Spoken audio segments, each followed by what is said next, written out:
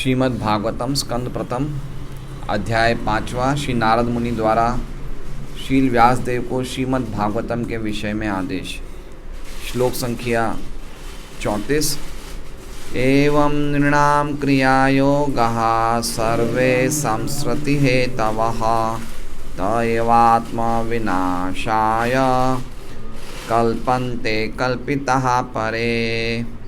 एवं इस प्रकार नृणाम मनुष्यों के क्रियायोगः समस्त कार्यकलाप सर्वे सब कुछ संसृति भौतिक अस्तित्व हेतवः कारण ते वे एवं निश्चय ही आत्मा कार्यरूपी वृक्ष विनाशाय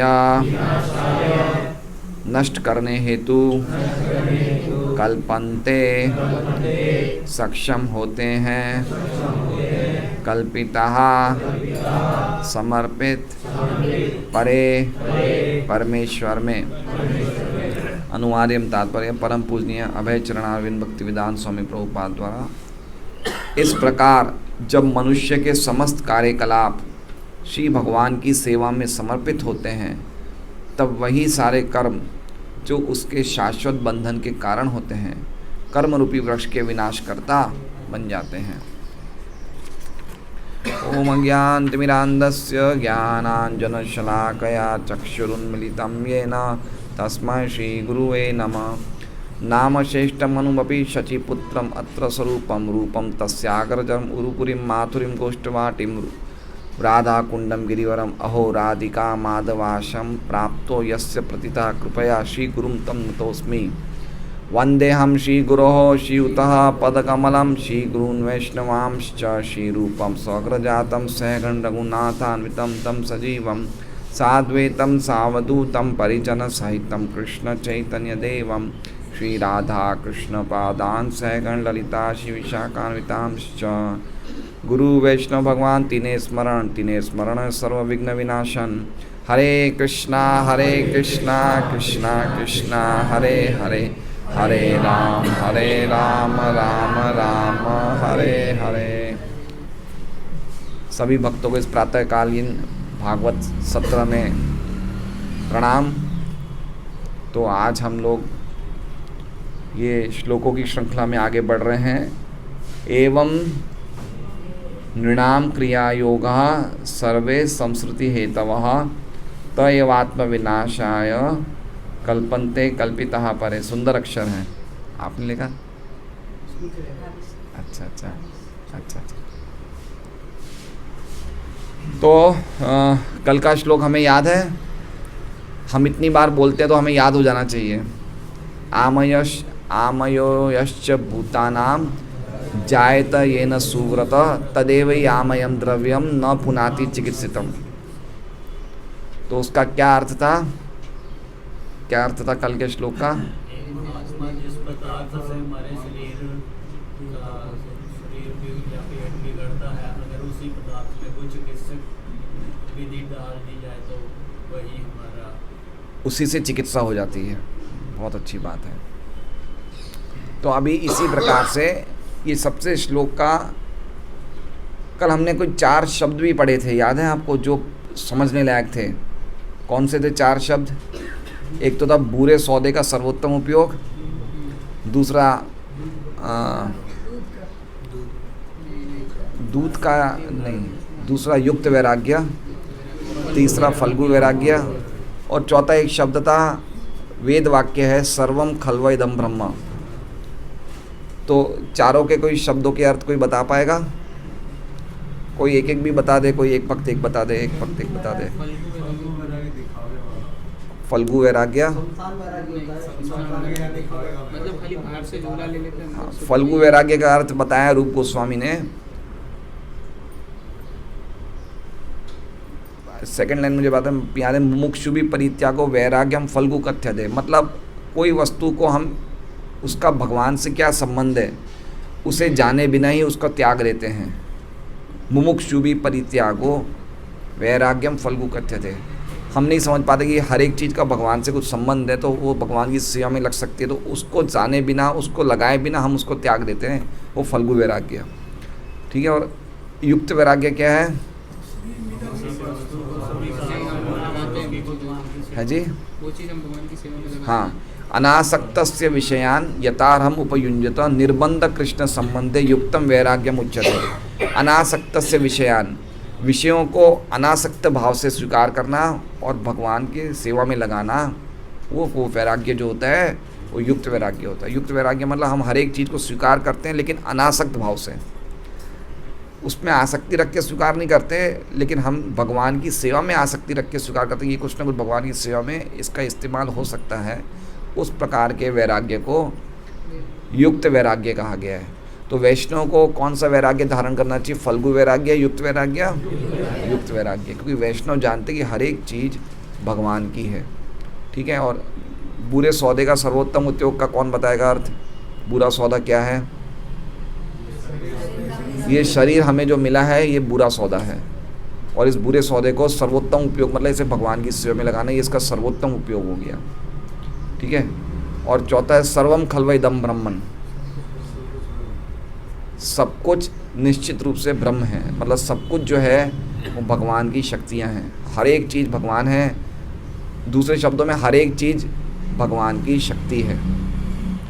जैसे हमने एग्जाम्पल देखा था, गाय ही गोबर के रूप में स्थित है, तो उसी तरह से जगत, भगवान ही इस जगत के रूप में है, इसलिए हर एक चीज़ जो है वो भगवान की शक्ति है। सर्वम खल्वम इदम ब्रह्म। ठीक है। अब देखिए पहला इसका शब्द क्या है? एवं। एवं है ना? एवं मतलब इस प्रकार। तो किस प्रकार? इस प्रकार। तो किस प्रकार? किस प्रकार मतलब पिछले श्लोक से इसका लिंक हो रहा है कि जिस प्रकार एक पदार्थ को सेवन करने से हमें कोई बीमारी होती है और उसी पदार्थ को चिकित्सक रूप से लेने से हमारी बीमारी सही हो जाती है, उसी प्रकार, लिंक आ गया इसका, उसी प्रकार, एवं मतलब उसी प्रकार, नृणाम मतलब हम सब मनुष्यों का, सब लोगों का, क्रिया योगा, क्रिया योगा मतलब सभी प्रकार के हमारे कार्यकलाप, सर्वे, सर्वे मतलब सभी प्रकार के, संस्कृति हेतव, संस्कृति मतलब संसार, बार बार जन्म, बार बार मृत्यु, बार बार शरीर का मिलना, पुनरपि जननम पुनरपि मरणम, इसे कहते हैं संस्कृति। हेतव, हेतव मतलब कारण है। तो इसका पहला श्लोक, पहला लाइन हो गया कि जिस प्रकार, एवं मतलब इस प्रकार, किस प्रकार? जिस प्रकार, जिस प्रकार दूध से बनी चीज़ों को हम सेवन करने से हमारे बीमारी हो जाती है और उसी दूध से बनी हुई दूसरी चीज़ों को सेवन करने से हम सही हो जाते हैं, उसी प्रकार से जो हमारे सभी कार्यकलाप हैं वो संसार के कारण बनते हैं। ये पहली लाइन हो गई। दूसरी है त एव आत्म विनाश है, वो ही कार्यकलाप, तो मतलब वो ही कार्यकलाप, एवं मतलब निश्चित रूप से आत्मविनाशाय, आत्मविनाशाय मतलब, आत्मविनाशाय मतलब अभी हम अपने आप को शरीर समझ रहे हैं, इसलिए इसमें आत्मा का अर्थ वो आत्मा नहीं है जो हम हैं। आप समझ रहे हैं? देखिए आत्मा का कहीं कहीं शास्त्रों में आत्मा को शरीर भी कहा गया है, कहीं कहीं मन भी कहा गया है, और कहीं कहीं आत्मा भी कहा गया है, और कहीं कहीं भगवान भी कहा गया है। तो इसमें आत्म विनाश का अर्थ ये नहीं कि हमारा खुद का विनाश होना, वो नहीं अर्थ।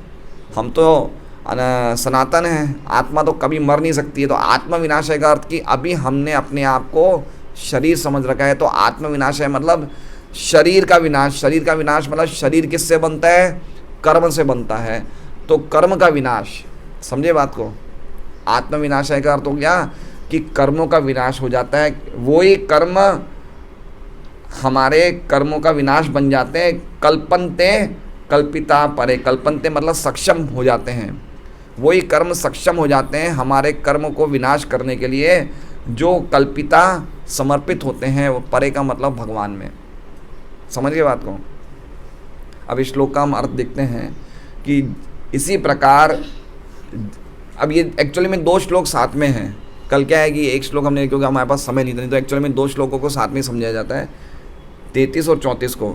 तो जिस प्रकार जिस प्रकार एक पदार्थ के सेवन से हमें कोई बीमारी होती है और उसी पदार्थ को चिकित्सक रूप से पद्धति के द्वारा वो बीमारी सही हो जाती है, उसी प्रकार जो कर्म जो हमारे कार्यकलाप हमें बार बार संसार में डालते हैं, वही कर्म अगर हम भगवान को समर्पित कर दें तो वो हमारे शरीर रूपी वृक्ष या कर्म रूपी वृक्ष का नाश करने में सक्षम होते हैं। समझ गए? कितना अच्छा शायद, देखिए कितना सिंपल और कितना वंडरफुल मीनिंग है इसका। हाँ, पहले वाले श्लोक में एग्जाम्पल दिया था और इस वाले श्लोक में बताया कि जिस प्रकार दूध और दही का एग्जाम्पल है, उस प्रकार कर्म भी अगर हम भगवान को समर्पित हैं तो कर्म बंधन के कारण नहीं होते, लेकिन कर्म हमारे बंधन को ख़त्म कर देते हैं। पॉइंट समझ रहे हैं आप? श्लोक समझ गए? बहुत ही आसान अर्थ है इसका। रामाचार्य प्रभु आप समझे या नहीं समझे? अगर नहीं समझे तो मैं वापस समझाऊंगा, लेकिन हम दिखावा नहीं करें कि हमें समझ में आ गया है। ठीक है, ये हमारी कक्षा है। वापस समझाता हूँ। जिस प्रकार पिछले श्लोक में हमने पढ़ा था कि दूध के सेवन, हमने एक पदार्थ को एग्जाम्पल दूध ले लिया, ठीक है। दूध के ज़्यादा सेवन से जैसे हमें कोई बीमारी हो जाती है, पेट की, आमय का ज़्यादा आमय का ज़्यादा पेट की बीमारी से संबंधित है, ठीक है ना, आम हो जाना, ठीक है। तो जिस प्रकार दूध के ज़्यादा सेवन करने से हमें आमय हो जाता है और उसी दूध में अगर हम कुछ चिकित्सक पदार्थ डाल देते हैं, दही डाल देते हैं, दूध से दही बना के दही के सेवन करने से वो बीमारी सही हो जाती है, उसी प्रकार हमारे जो भी संसार में कार्यकलाप हैं, जो भी हम काम धंधा या कर्म करते हैं, वो हमारे बीमारी के कारण है। बीमारी के कारण मतलब वो हमारे संसार के कारण है, जन्म मृत्यु के कारण है, लेकिन वही कर्म अगर हम भगवान को समर्पित कर दें तो वो हमारे कर्म रूपी वृक्ष के या शरीर रूपी वृक्ष के विनाश के कारण बन जाते हैं। समझ गए बात को? ठीक है? हैं? नहीं, इसमें कर्म फल नहीं लिखा है, इसमें लिखा है क्रिया योग। क्रिया योग सर्व, देखिए क्या प्रभुपाद जी क्या लिखते हैं, समस्त कार्यकलाप, खाली कर्म फल नहीं, सभी हमारे कार्यकलाप। आप समझे? जैसे हमने एग्जाम्पल दिया, जैसे आप मान लीजिए कि किसी को कोई चीज़ की बहुत अच्छी, उसको कुछ गुण है उसमें, तो गुण भी भगवान की सेवा में लगाना, मतलब क्रियाएं और फल दोनों, क्रियाएं और फल दोनों। लेकिन पहले हम फल लगाएंगे, चलता ऐसा ही है, कर्म फल लगाना वो भी अच्छा ही है। धीरे धीरे कर्म फल लगाने से कर्मों से हमारे भगवान अपने लिए कर्म करने की आसक्ति खत्म हो जाएगी, तो वो भी एक स्टेप है कर्म फल लगाना। लेकिन इसमें लिखा है सभी कार्यकलाप, पॉइंट इसमें ये है, सभी कार्यकलाप लगाना। तो ये हमने श्लोक में आज समझा है। अब देखिए इसका अनुवाद देख लीजिए। इस प्रकार मतलब एवं, जब मनुष्य के समस्त कार्यकलाप नृणाम क्रिया योग सर्वे, ठीक है, श्री भगवान की सेवा में समर्पित होते हैं, कल्पिता परे, ठीक है, तब वही सारे कर्म, ये क्या वर्ड है, त, सब दूसरी लाइन में पहला वर्ड त, तो वही सारे कर्म जो उसके शाश्वत बंधन के कारण होते हैं, कर्म रूपी वृक्ष के विनाशकर्ता बन जाते हैं। आत्म विनाशाय कल्पन्ते। हम कोई चीज़ समझ के पढ़ेंगे ना तो हमें बहुत अच्छा लगेगा। अगर हम ये श्लोक का अर्थ समझ गए और उसके बाद हम अनुवाद और तात्पर्य पढ़ेंगे तो हमें एक अलग ही भावना आएगी। और श्लोक बिना समझे अगर पढ़ते हैं तो भी गलत तो है ही नहीं, हम प्रभुपाद की तात्पर्य पढ़ रहे हैं तो धीरे धीरे हम समझ जाएंगे। लेकिन कुछ समय के पश्चात हमें मन बनाना चाहिए कि हम कम से कम ढंग से समझ के उसको, एक्चुअल में क्लास का हमारा उद्देश्य ये है। हम हो सकता है जब हम खुद रीडिंग करते हैं तो हम इस तरह से नहीं समझ सकते जितना क्लास में समझते हैं, ठीक है। तो जब हम क्लास में बैठते हैं तो हमारे सब डाउट्स और सब हमारा क्लियर होना चाहिए कि भाई इसमें कैसे हम समझें। तो ये पॉइंट है इसमें। अब विश्वनाथ चक्रवर्ती ठाकुर क्या कहते हैं,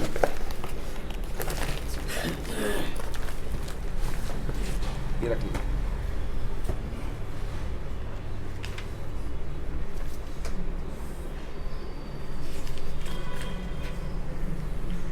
विश्वनाथ चक्रवर्ती ठाकुर कह रहे हैं कि हर एक प्रकार के कर्म, हर एक प्रकार के क्रिया योगा, क्रिया योगा मतलब क्रिया है, मतलब हमारे कार्य कर्म, हर एक प्रकार के कर्म योग, जैसे कि नित्य कर्म। नित्य कर्म क्या होता है? जो हम डेली करते हैं, स्नान करना, दंत धावन करना आदि जो भी कार्य हम करते हैं, मंगल आरती करते हैं, या अब तो हम भक्त हो गए इसलिए हम भक्तों की साधना भी नित्य कर्म ही हो गई। नित्य कर्म, काम्य कर्म, हमने ये सब संडे क्लास में चर्चा। काम्य कर्म मतलब कोई इच्छा की पूर्ति के लिए, जैसे किसी का बेटा नहीं हो रहा है तो पुत्र प्राप्ति के लिए, आप समझे, उसे कहते हैं काम्य कर्म। हमारी कोई इच्छा के लिए हम कुछ विशेष रूप से कुछ धर्म का कार्य करते हैं, उसे क्या बोलते हैं? काम्य कर्म। फिर नैमित्तिक कर्म। नैमित्तिक कर्म, नैमित्तिक कर्म मतलब कभी कभार, जैसे श्राद्ध आदि, श्राद्ध करते हैं, रोज़ तो करते नहीं हम, ठीक है, श्राद्ध। या फिर हम नैमित्तिक कर्म ये भी समझ सकते हैं कि भाई कोविड के टाइम पे हम वो ऑक्सीजन का मीटर लगाते थे, अब नहीं लगाते, लगाते थे, कितना ऑक्सीजन है चेक करते थे ना, ऑक्सीमीटर क्या हुआ करता था वो, अब नहीं, अब हम भूल गए पूरी तरह से। नैमित्तिक मतलब कभी कभार। तो फेस्टिवल 3 महीने 4 महीने 6 महीने में वो किसमें है? वो तो त्यौहार हो गए, वो तो भगवान के उत्सव हो गए, वो नैमित्तिक कर्म नहीं है, वो कर्म की उसमें आती नहीं है, वो तो आध्यात्मिक चीज़ हो गई, वो तो भगवान के उत्सव हो गए, महोत्सव हो गए वो तो। नैमित्तिक कर्म और निष्काम कर्म। निष्काम कर्म मतलब आत्मशुद्धि के लिए किए जाने वाले कर्म। जितने भी कर्म हैं, जब ये सब कर्म भगवान को समर्पित कर दिए जाते हैं तो ये कर्म सक्षम हो जाते हैं हमारे कर्मों का नाश करने के लिए। मतलब कर्म ही कर्मों का नाश कर रहे हैं, कर्म ही कर्मों का नाश कर रहे हैं। ये आत्मविनाशाय, आत्मविनाशाय मतलब कर्मों का नाश करना। देखिए, कर्मों का नाश करने का मतलब समझिए कि ये शरीर जो बनता है कर्म से बनता है, ठीक है, तो इस प्रकार के कर्म करने के वापस कर्म नहीं बने, इसको कहा जाता है नैष्कर्म्य, वापस कर्म नहीं बने। अभी हम लोग जो भी कार्य कर रहे हैं भगवान से अपने संबंध को जाने बिना, उनसे हम एक और शरीर का निर्माण कर रहे हैं। तो वो चीज़ इसमें बताई जा रही है कि भगवान को समर्पित कर्म करने से हम शरीर का वापस निर्माण नहीं कर रहे हैं, हम शरीर का विनाश कर रहे हैं, कर्म का विनाश कर रहे हैं, जो हमें करना चाहिए। सिंपल, बहुत सुंदर श्लोक है और सरल है, इजीली हम समझ सकते हैं। कर्म रूपी वृक्ष का मतलब यहाँ ये है अपना जन्म मरण। हाँ जी, कर्म, देखिए वृक्ष मतलब क्या है? वृक्ष से बीज निकलते हैं, बीज से वृक्ष बनता है, वापस वृक्ष से बीज निकलते हैं, ये चलता रहता है, आप समझे। तो कर्म रूपी वृक्ष का अर्थ ये हो गया कि हमें कर्मों के कारण एक शरीर मिला, ठीक है। अब इस शरीर से हमने और कर्म किए, उन कर्मों से और इच्छाएं हुई, वापस कर्म, वापस शरीर मिला, वापस कर्म मिले। तो बीज से पेड़, पेड़ से बीज, बीज से पेड़, पेड़ से बीज, तो चलता रहता है। तो कर्म रूपी वृक्ष मतलब ये, इसका नाश नहीं होता है, नाश होने से पहले एक और बीज दे के चला जाता है। तो हमारा ये शरीर छोड़ने से पहले हमने इसका वापस एक शरीर बनाने का बीज तैयार कर दिया है। पॉइंट समझे? हम ये शरीर, मेरी 80 साल की उम्र हो गई, मैं शरीर को त्यागने वाला हूँ। शरीर को त्यागने से पहले मैंने एक और शरीर का निर्माण कर लिया। अब ये शरीर को त्याग दिया, एक और शरीर मिल गया मुझे। इसे बोलते कर्म रूपी वृक्ष। वृक्ष मरने से पहले एक और बीज दे देता है, हमें वो विनाश करना है, कर्म रूपी वृक्ष। काफ़ी चीज़ें हम समझ सकते हैं ऐसे क्लास में, क्योंकि क्लास में बैठने से क्या है, भक्त लोग बीच में बैठते हैं, चर्चा होती है, तो भगवान की लीलाएं, कथाएं, संदेश और भी ढंग से हम समझ सकते हैं। सताम प्रसंगाम मम वीर्य संविदो। अब देखिए तात्पर्य प्रभुपाद जी क्या कह रहे हैं। श्रीमद् भगवद गीता में जीवों को निरंतर व्यस्त रखने वाले सकाम कर्म की तुलना वट वृक्ष अश्वत्थ से की गई है। कौन से श्लोक में है, कौन से अध्याय में है? 15वें अध्याय में। अश्वत्थ कौन सा श्लोक है? पहला है ऊर्ध्वमूलम अधः शाखम अश्वत्थम प्रावरव्यम। तो तुलना वट वृक्ष से की गई है क्योंकि इसकी जड़ें बहुत गहरी होती हैं। देखिए क्या लिखा है इसमें, श्रीमद् भगवद गीता में जीवों को, अब ध्यान से पढ़िए, श्रीमद् भगवद गीता में जीवों को निरंतर व्यस्त रखने वाले सकाम कर्म की तुलना वट वृक्ष अश्वत्थ से की गई है क्योंकि इसकी जड़ें बहुत गहरी होती है। अब एक बात देखिए आपने, सबसे बड़ी बात, निरंतर व्यस्त रखने वाले। हर एक व्यक्ति कितना व्यस्त है हम देख रहे हैं जगत में। अब एक बात समझिए कि इतना व्यस्त रहने की कोई आवश्यकता है ही नहीं। एक्चुअली में निरंतर व्यस्त हमें किस में रहना चाहिए? कृष्ण की सेवा में। लेकिन हम निरंतर व्यस्त किस में हैं? सकाम कर्म में। हर एक व्यक्ति अपने कर्मों के फल की भोगने की इतनी उसमें ज़बरदस्त गहरी इच्छा है कि उसकी तुलना अश्वत्थ वटवृक्ष की गई। वटवृक्ष के जो मूल होते हैं इतने गहरे होते हैं कि वो दीवार को तोड़ देते हैं, है ना। मतलब आप वटवृक्ष लगा नहीं सकते हो घर पे, घर की नींव ढीली कर देते हैं। तो आप देखिए क्या एग्जाम्पल दिया है। हमारी जो कामों को कर्म के फल को भोगने की जो इच्छा है वो वटवृक्ष की तरह, वो मतलब हमें इतना ज़बरदस्त तरीके से परेशान कर रही है कि हमें बार बार शरीर मिल रहे हैं, ख़त्म ही नहीं हो रही इच्छा। अब इसमें लिखा है निरंतर व्यस्त रखने वाले। निरंतर व्यस्त मतलब व्यक्ति को आवश्यकता नहीं इतना व्यस्त रहने की, लेकिन फिर भी कितना ज़बरदस्त व्यस्त तरीका है। अगर हम चाहें तो भगवान कृष्ण की सेवा में इतने ज़्यादा बिजी रह सकते हैं कि हमें और कुछ चीज़ करने के लिए टाइम ही नहीं मिले। आप समझ रहे हैं? हमारे पास अभी भी ऐसे प्रोग्राम हैं, आप लोग सब बैठे हैं यहाँ पे, अगर हम प्रोग्राम बनाएं तो हर एक भक्त जो यहाँ बैठा है वो 24 घंटे कृष्ण की सेवा में लग सकता है, अगर हम चाहें तो।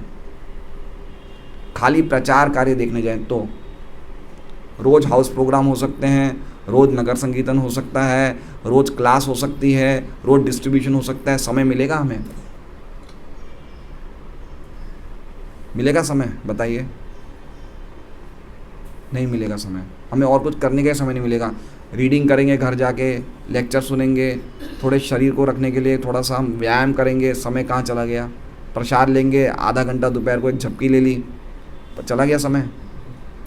हमारे पास कृष्ण की सेवा करने के लिए इतने कार्य हैं, लेकिन हमें ये ऐसे सकाम कर्म के वटवृक्ष में हम फंसे हुए हैं कि हम अपने इन कार्यों से ऊपर ही नहीं आ रहे हैं, और इन कार्यों की आवश्यकता ही नहीं है, कोई आवश्यकता नहीं है। व्यक्ति को कितना चाहिए? कुछ खाने को चाहिए, थोड़ी 5-6 घंटा 6 घंटा अच्छी तरह सो जाए तो बहुत है। मैं तो आज 1 बजे उठ गया था, 9:15 बजे सोया, 1 बजे उठ गया। पेट खराब था, लूज मोशंस है, उसके बाद नींद ही नहीं है। अब थोड़ी सी झपकी आ रही है। अब पॉइंट ये मेरा कहने का वाला कि कितना चाहिए उसे? 5-6 घंटा सोने को चाहिए, 6 घंटा, हद से हद 6.5 घंटा, 7 घंटा, और कितना सोएगा? 2 टाइम प्रसाद। लेकिन उसके लिए कितना काम कर रहा है देखिए। वो ये सोचता है कि मैं ये काम, उस हर एक के मन में भावना है कि काम करूँगा तो ही पैसा मिलेगा, मैं भागूँगा, मैं जितना मेहनत करके भागूँगा मुझे पैसा मिलेगा। महाराज ने बोले भागने से ही पैसा मिलता तो कुत्ता तो हमेशा भागता रहता है।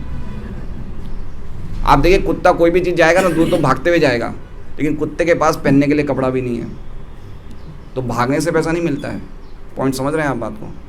तो हमने कितना व्यस्त कर रखा है। हम प्रचार करने जाते, लोग बोलते भाई साहब बुक दे रहे हो, हमारे पास टाइम नहीं है पढ़ने का।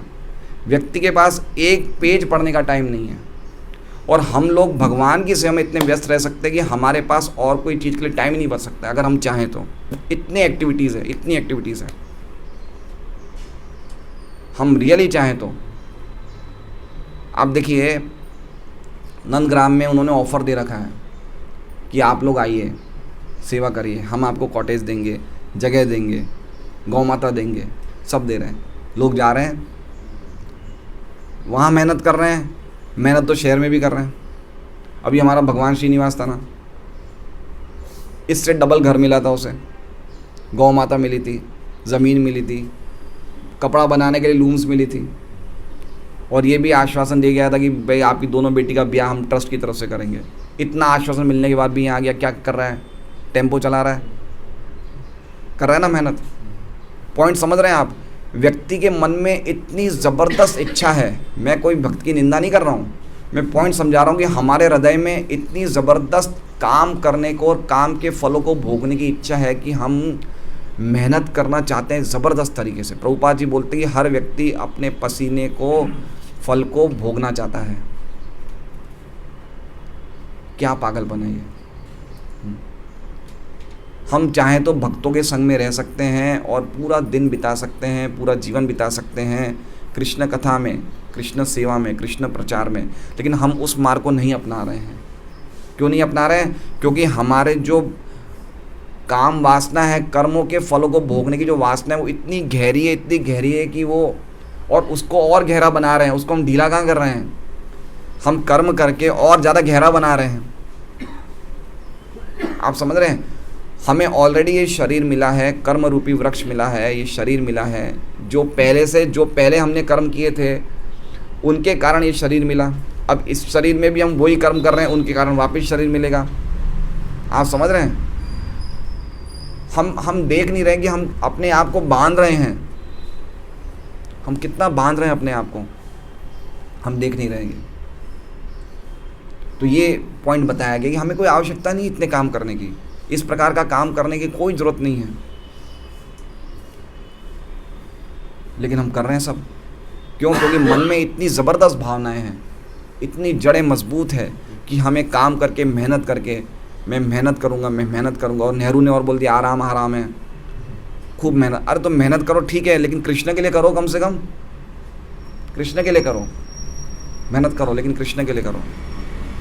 और कृष्ण के लिए मेहनत करेंगे ना, हमें बहुत अच्छा लगेगा। आप खुद के लिए करो मेहनत और कृष्ण के लिए करो, कौन किसके लिए अच्छा लगेगा? हम अभी 55 दिन तक लगातार हमने मैराथन किया था, 55 दिन तक। अच्छा लगता है? अच्छा लगा? अब याद आके अच्छा लग रहा था। 55-56 दिन रोज हम 3-4 घंटा डिस्ट्रीब्यूशन करते थे। और ये याद रखो कि हमने कॉलेज के दिनों में दोस्तों के साथ हम लोग घूमने जाते थे। कौन सी चीज़ ज़्यादा याद आती है, डिस्ट्रीब्यूशन या कॉलेज के दिन? पॉइंट समझ रहे हैं आप? भगवान की सेवा में कोई भी हमने अपनी मेहनत करी, संघर्ष किया, वो यादगार चीज़ें बन जाती है, वो यादगार लम्हे बन जाते हैं वो। लेकिन हम मेहनत भगवान के लिए नहीं करना चाहते हैं, हम लोगों के लिए, परिवार के लिए, सब तरह की मेहनत करना चाहते हैं, लेकिन भगवान के लिए नहीं करना चाहते हैं। इसलिए इसमें लिखा है सर्व क्रियाकलाप, हमारी सभी कार्य भगवान को समर्पित हो जाने चाहिए। जब तक कर्म के फल का भोग करने की इच्छा रहती है, तब तक कर्म के अनुसार आत्मा का देहांतरण एक शरीर से दूसरे में, एक स्थान से दूसरे स्थान में होता रहता है। कितना सिंपल, कितनी वंडरफुल बात कह दी। जब तक हमारे फलों को भोगने की इच्छा रहेगी, तब तक हम एक शरीर से दूसरे शरीर में जाते ही रहेंगे। हम सोचते हैं काश मुझे ये मिल जाता, काश ये हो जाता मेरे साथ, ठीक है? हम समझते नहीं समझते हैं। जैसे मान लीजिए कि हमारे घर में कोई बच्चा है, जो बच्चा दूसरे घरों के बच्चों की तुलना में थोड़ा कम बुद्धिमान है या कम होशियार है, तो हम क्या सोचते हैं, काश हमारा बच्चा भी वैसा होता है। हमने बना ली ना, एक इच्छा बना ली ना। भगवान का तो काम है देना, हमारा काम है इच्छा करना। तो हमने इच्छा बना ली तो हमें वापस शरीर मिलेगा। आप पॉइंट समझ रहे हैं? कोई व्यक्ति देखता है यार इसने तो कम मेहनत करके इतना अच्छा घर बना लिया, मेरा तो घर ही नहीं बना, काश मेरा भी अच्छा घर होता। ऐसी इच्छाएं आती है। बोले यार मेरी वाइफ कितनी सुंदर नहीं है, उसकी वाइफ ज़्यादा सुंदर है। कहा तो ये सब भगवान इच्छाएं पूरी करेंगे हमारी, भगवान पूरी करेंगे इच्छाएं। देखिए ध्रुव महाराज ने जब तपस्या करी थी, जब भगवान प्रकट हुए तो भगवान ने उन्हें 36,000 साल का राज्य दिया। तो ध्रुव महाराज को बड़ा अफसोस हुआ कि मैंने क्यों मांगा राज्य, मैं 36,000 साल और अटक गया यहाँ पे भौतिक जगत में। बहुत दुख हुआ उन्हें, भगवान के दर्शन करने के बाद दुख हुआ ध्रुव महाराज को कि मैंने गलत इच्छा क्यों की। तो हमें इच्छाओं को, भगवान के दर्शन करने से पहले हमें अपनी इच्छाएं तो सुधारें कम से कम। फिर भी दिया क्योंकि इच्छा करी थी ना। इसलिए हमारे भक्तों की इच्छाएं खाली, देखिए अगर हम भागवतम पढ़ेंगे तो जितने भी बड़े बड़े भक्त थे उन्होंने भगवान के दर्शन किया, भगवान से उनका प्रेम हुआ। तो भगवान तो देखिए हर एक जगह भगवान जहाँ भी प्रकट हुए भगवान ये बोलते, बोलो मांगो क्या मांगना है, वर मांगो आप। नरसिंह भगवान भी ये बोलते हैं, पृथु महाराज के सामने भगवान आए या नाभि, राजा नाभि के सामने भगवान आए, भगवान सबसे पहले बोलो क्या मांगो। सब बड़े बड़े भक्तों ने क्या मांगा कि हमें तो आप खाली शुद्ध भक्तों का संग दीजिए जिससे कि हम भगवान की, आपकी कथा सुनते रहें। तो हमारी इच्छा ऐसी होनी चाहिए। अगर हम इच्छा कुछ करेंगे और उसके हिसाब से कर्म करेंगे तो वापस शरीर मिलेगा, एक शरीर छोड़ने के बाद शरीर मिलेगा, वापस मिलेगा, वापस मिलेगा, मिलती रहेगा। यही भोगेच्छा भगवान की सेवा करने की इच्छा में बदली जा सकती है। ऐसा करने से मनुष्य का कार्य कर्म योग में अथवा उस मार्ग में बदल जाता है जिससे मनुष्य अपनी स्वाभाविक प्रवृत्ति के अनुसार कर्म करते हुए आध्यात्मिक पूर्णता प्राप्त कर सकता है। यहाँ पर आत्मा शब्द समस्त सकाम, देखिए एक बात आध्यात्मिक पूर्णता प्राप्त कर सकता है मतलब आध्यात्मिक पूर्णता मतलब वो आनंद में रह सकता है। आध्यात्मिक पूर्णता मतलब जब उसे पता चल जाएगा कि मैं आत्मा हूँ और आत्मा के स्तर पे सेवा करेगा तो बड़े आनंद में रहेगा वो। मैं आपको एक बात बताता हूँ, मैं नया नया भक्ति में आया था तो मैं जब मैं जाता था अलग अलग फुल टाइम डिवोटीज़ को देखता था तो मुझे लगता था यार ये लोग अपना काम धंधा छोड़ के क्यों आ गए, पागल हैं ये लोग। बोले कमाए खूब और पैसे दे भगवान को सेवा में, ये तो काम धंधा छोड़ के आ गए। लेकिन अब मुझे लगता है कि वो सही थे, मैं गलत था। वो सही कर रहे हैं, उन्होंने अपनी एनर्जी दे रहे हैं, हम खाली फल दे रहे हैं, लेकिन वो अपनी एनर्जी दे रहे हैं, वो अपनी जवानी दे रहे हैं, वो अपना शरीर दे रहे हैं, वो अपनी सभी क्रियाएं भगवान की सेवा में दे रहे हैं। और हम क्या दे रहे हैं, हम ऐशो आराम में रह रहे हैं, खाली अपना फल दे रहे हैं। तो कौन ज़्यादा ऊंची कैटेगरी में हुए, वो हुए ना। फिर मुझे रियलाइज़ हुआ यार ये तो इनको ज़्यादा आनंद आ रहा है, ये सब कुछ छोड़ के कोई 2 लाख रुपये महीना कमा रहा है, कोई 3 लाख रुपये महीना, ये सब कुछ छोड़ के क्यों आए भगवान की सेवा में। कुछ आ रहा होगा ना इन्हें, आनंद आ रहा होगा। इतने बड़े बड़े गिरिराज महाराज कितने धनी परिवार से थे, ऐसे ऐसे महाराज जो प्रभुपाद जी के शिष्य बने बड़े धनी परिवार से आए, तो उनको कुछ मिल रहा होगा। 24 घंटे भगवान की सेवा करते हैं, बिना फॉरेन कंट्री से आते तो वो बड़े समझदार होते हैं। ऐसा तो नहीं कि कुछ बिना मिले ही ऐसे ही कर रहे हैं, उन्हें कुछ ना कुछ तो आनंद मिल रहा होगा। तो आध्यात्मिक पूर्णता प्राप्त करना मतलब एक आनंद की अनुभूति होती है हम जब सेवा करते हैं। और ये सेवा तभी हमें अनुभूति होगी जब हम फुल टाइम भगवान की सेवा में लगेंगे ना, तभी अनुभूति होगी, अभी नहीं होगी। अभी तो हमें अभी तो हो रही है, इन काम धंधे पे जाते तो सब कुछ हम गड़बड़ा जाते हैं, है ना। ऐसे नहीं, पूरा सेवा में। नंदग्राम की लड़कियों ने हम जैसे भक्तों से शादी करने के लिए मना कर दिया। बोला मैं शहर के भक्तों से, सामान्य व्यक्ति की तो बात ही दूर, शहर के भक्तों से भी शादी नहीं करनी है। क्या पागलपन है, सुबह सुबह साधना करते फिर पागलों की तरह काम करते हैं। नहीं, हमें फुल टाइम डिवोटी जो फार्म पे रहने वाले उनसे ही शादी करनी है। अब देखिए वो 2 शादियाँ हुई थी ना पिछले साल, दोनों फुल टाइम डिवोटी हैं, वो फार्म पे ही रहते हैं। पॉइंट समझ रहे हैं आप। पॉइंट ये है कि आध्यात्मिक पूर्णता प्राप्त करने का अर्थ है कि हमें पूरी तरह से भगवान की सेवा में लगना पड़ेगा, तो ही आध्यात्मिक पूर्णता मिलेगी। ठीक है ना, ये पॉइंट समझिए बात को। ये जो भी बातें हो रही है ये सब बातें कंप्लीट सरेंडर की बातें हो रही है। भागवत में केतव धर्म की बात नहीं हो रही है। केतव धर्म मतलब कुछ धर्म किया, कुछ अर्थ किया, कुछ काम किया, उसकी बातें नहीं है। ये कंप्लीट पूरी तरह से भगवान की सेवा में लग जाने की बातें हो रही है। बहुत सारी चीज़ें सीखने को मिलेगी हमें। यहाँ पर आत्मा शब्द समस्त सकाम कर्म की कोटियों का सूचक है। कहाँ लिखा है आत्मा शब्द, वो देखिए हो रहा नीचे, आत्मा विनाशाय। तो इसमें आत्मा शब्द किसका सूचक है, प्रभुपाद जी कह रहे हैं समस्त सकाम कर्म की कोटियों का सूचक है। कोटियों का मतलब क्या होगा, वैरायटी। मतलब हर एक प्रकार के कर्म जो हम सकाम कर्म करते हैं, सकाम कर्म मतलब फल प्राप्त करने की इच्छा से जो भी कार्य करते हैं, उन सब की अलग अलग वैरायटियों का अर्थ हो गया आत्मा। इसमें निष्कर्ष ये निकलता है कि जब समस्त सकाम तथा अन्य कर्मों को भगवान की सेवा में लगा दिया जाता है तब फिर नए कर्म उत्पन्न नहीं होते और धीरे धीरे दिव्य भक्ति में सेवा का विकास होता है, जिससे न केवल कर्म रूपी अश्वत्थ वृक्ष का पूर्ण रूप से मूलोच्छेद होता होगा, अभी तो कर्ता को भगवान के चरण कमलों तक ले जाएगी। समझ रहे हैं आप बात को। पॉइंट ये समझाया गया कि आपको जिस चीज़ से भी आसक्ति है उस चीज़ को पूरी तरह से छोड़ दोगे तो गड़बड़ है, उसमें आसक्ति बनाए रखोगे तो गड़बड़ है, तो उस चीज़ को भगवान की सेवा में लगा दो। पॉइंट सिंपल पॉइंट है। हर एक व्यक्ति को हम सबको कोई ना कोई प्रकार की आसक्ति है।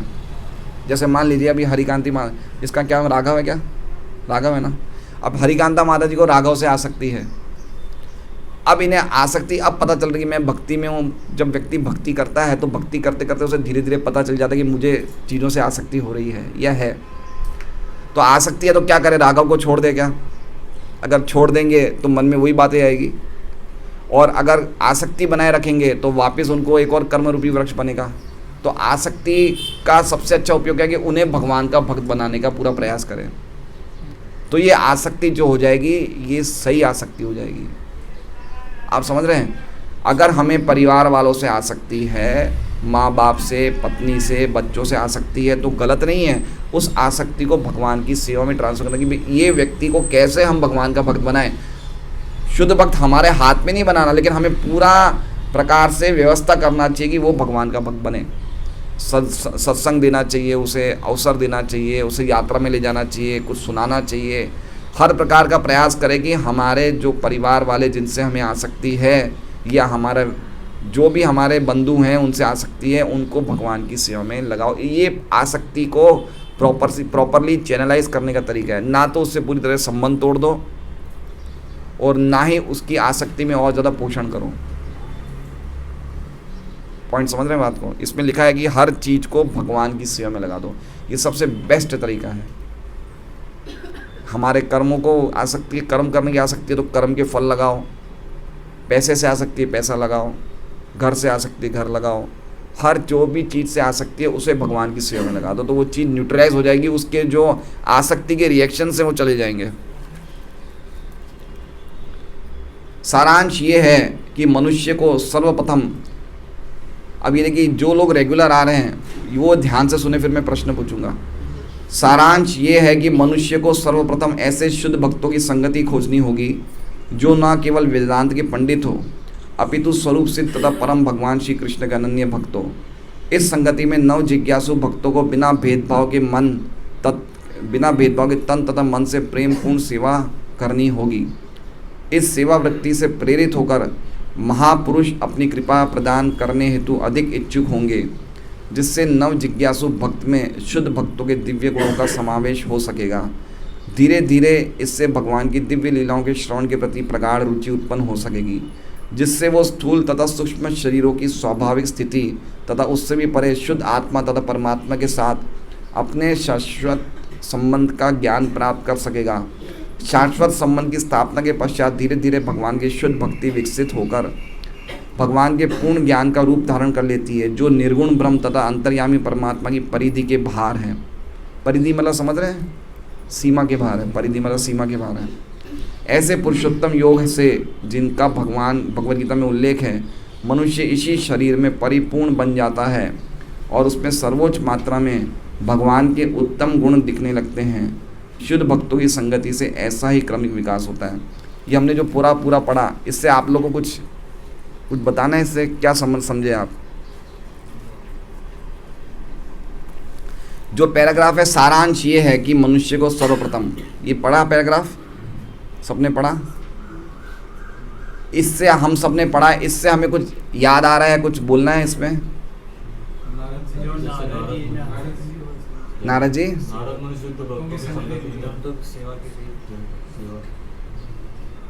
एक व्यक्ति कोई बताइए सूर्य जी। नारद मुनि ने शुद्ध भक्तों की संगति से अपने सारे पाप नष्ट हो गए, सेवा में लगे। बहुत सही बात बताई इन्होंने बिल्कुल सही बोला। इसमें पूरा का पूरा हिस्ट्री बता दिया। देखिए जो हमने 23 श्लोक से 31वें श्लोक तक पढ़ा था ना, वो पूरा का पूरा आ गया इसमें।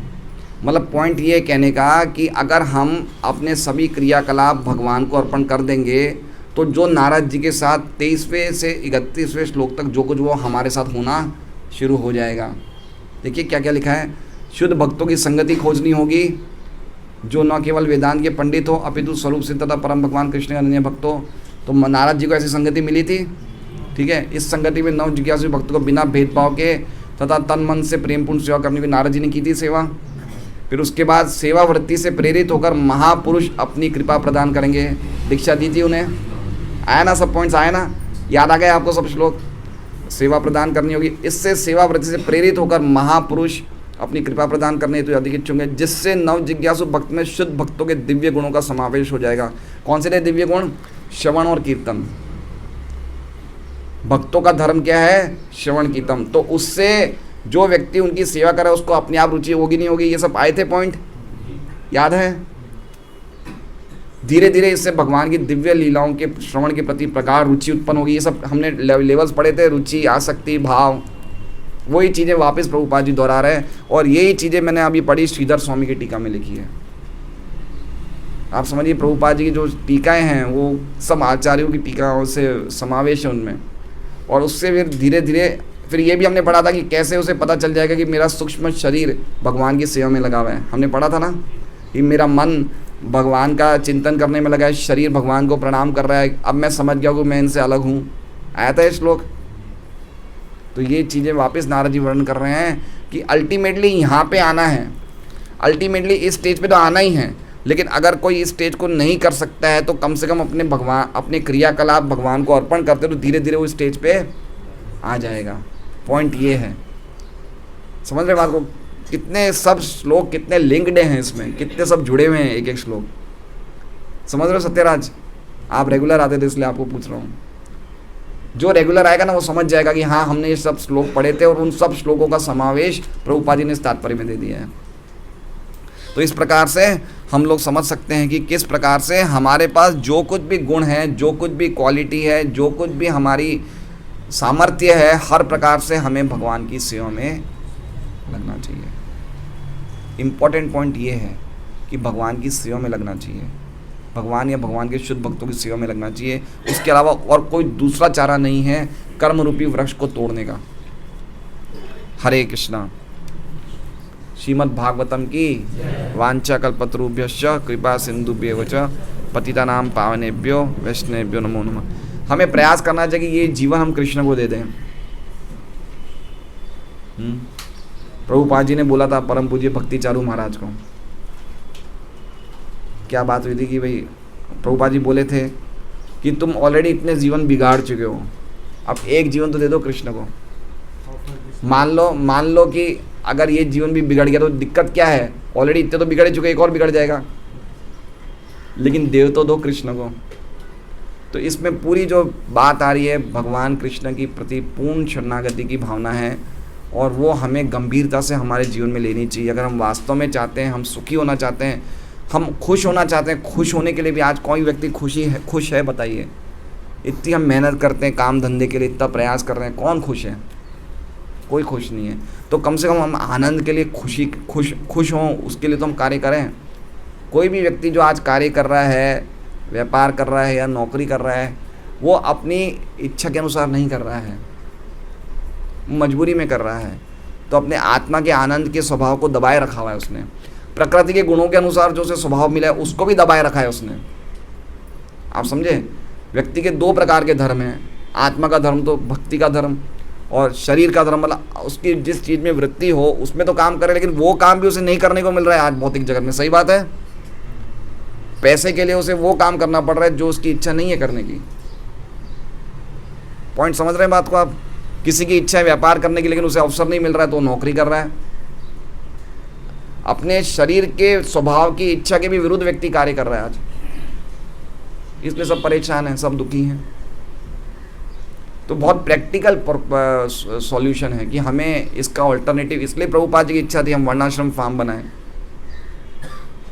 कि कोई व्यक्ति जाए वर्णाश्रम फार्म में जाए, खेतों में जाए, खेती करे, गौ सेवा करे, भगवान की भक्ति करे, भक्तों का संग करे। गीता जी में भगवान कह रहे हैं, गीता जी में भगवान प्रैक्टिकल सॉल्यूशन दे रहे हैं। अन्नात् भवन्ति भूतानि, भाई आप अन्न से शरीर बनेगा तो अन्न तो उगाओ। हम अन्न कहाँ उगा रहे हैं? हम तो फैक्ट्री, मोबाइल दे रहे हैं, हम ऐसी अनावश्यक चीज़ों में लगे हुए हैं जिसकी कोई ज़रूरत ही नहीं हमें 2 टाइम अच्छा खाने को मिल जाए, सोने को मिल जाए, और क्या चाहिए? हरे कृष्णा।